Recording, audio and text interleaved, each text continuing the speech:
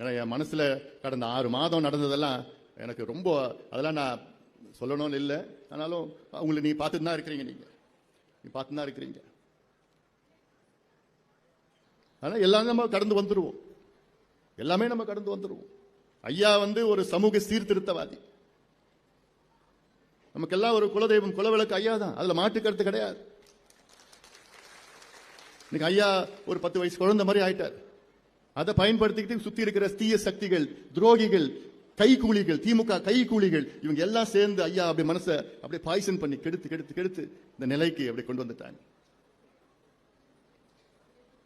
ஆனாலும் அதை கடந்து நம்ம எல்லாம் இன்னைக்கு, ஏன்னா நமக்கு இந்த கட்சி, இந்த சமுதாயம், தமிழ் சமுதாயம், பெண்கள் பாதுகாப்பு, இதெல்லாம் நமக்கு ஒரு முக்கியமான ஒரு நம்முடைய கடமையா நான் பார்க்கிறேன். நான் எனக்கு என்னுடைய பெரிய பலம் என்ன தெரியுமா?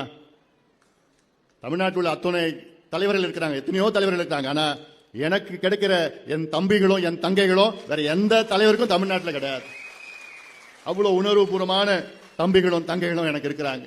அந்த தைரியம், அந்த நம்பிக்கை, அதுதான் என்ன இந்த அளவுக்கு கொண்டு போயிட்டு இருக்கு, வேகமா கொண்டு போயிட்டு இருக்கு.